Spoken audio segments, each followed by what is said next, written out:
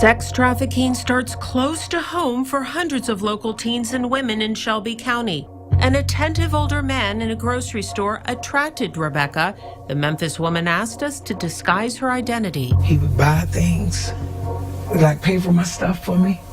He would do things to make me notice him. 12 to 16-year-old girls are a choice age for traffickers, according to victims advocates like Rachel Summer Haga. Sometimes it's a boyfriend that slowly grooms a girl to realize, hey, this is just part of our life together and we need to run away together, but we need money, so will you wait, do you mind sleeping with my friend?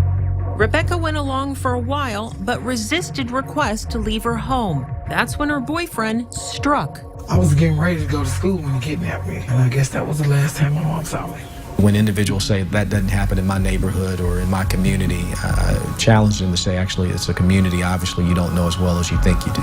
Edward Stanton is the U.S. Attorney for the Western District of Tennessee. He prosecutes major sex trafficking cases. He says victims come from all backgrounds and neighborhoods. We've had individuals from the more affluent suburbs here in Memphis, including Germantown and Collierville and others.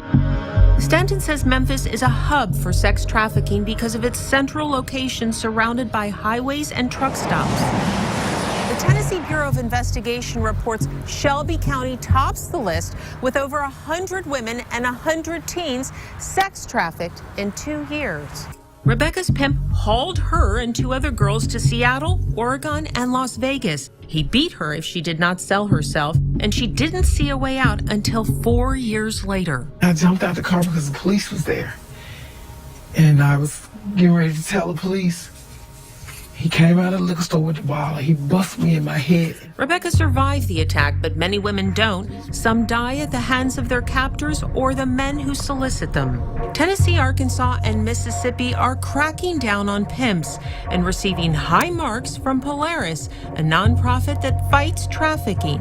I think it is absolutely up to the community to say we are not complicit to allow people to pay for sex with our kids or even with our adults.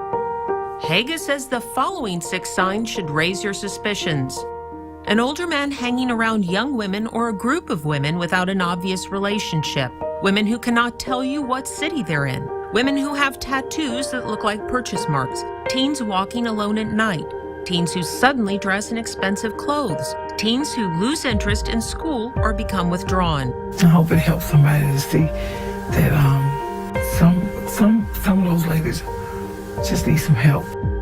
Rebecca is using her experience to help the community step in and victims escape. If you see any of the signs of sex trafficking, advocates ask you to call the following number, 1-855-558-6484. Of course, you can also dial 911 for help. For the local I-Team, I'm Marie.